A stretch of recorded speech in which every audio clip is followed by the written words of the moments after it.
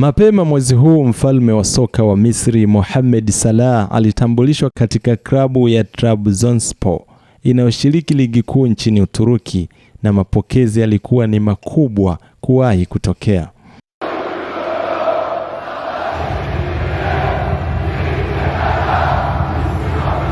Katika historia ya soka ya mwamba huyo wa soka kutoka Afrika ya Kaskazini Mashariki, safari yake ilianzia katika klabu ya Al Makoloni ya nchini Misri, na mwaka 2012 alijiunga na FC Bezo ya nchini Uswizi, ambako pia safari ya kucheza Ulaya ilianzia.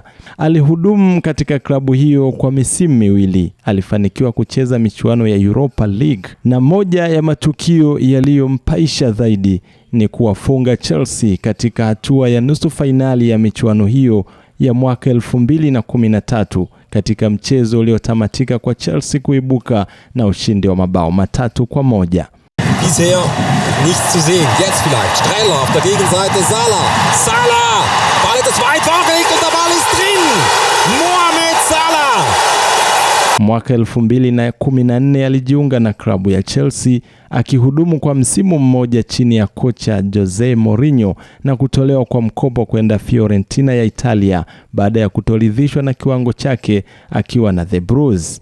Nyota yake iling'ara tena akiwa katika ligi ya Serie A, na Roma wakaamua kukaa mezani na Chelsea wakamnunua katika msimu uliofuata wa mwaka 2016-17 na kufanikiwa kufunga mabao 19 ndani ya msimu wake mmoja akiwa na klabu hiyo, jambo ambalo liliwavutia zaidi majogoo wa Liverpool na kumsajili kutoka Roma katika msimu wa mwaka 2017-18 na kurejea tena EPL. Alitoa adhabu kwa waajili wake wa zamani The Blues walipokutana na kutoa ishara ya kuwaomba radhi kwa kuwa wao ndio walimtambulisha katika ligi hiyo.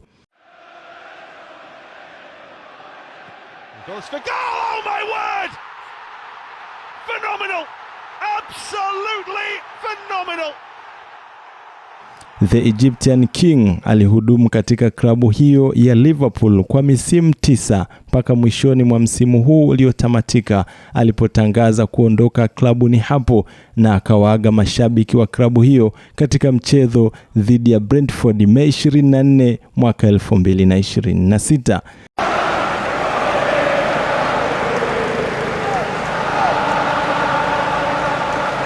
Na sasa amejiunga na klabu ya Trabzonspor ya huko Uturuki.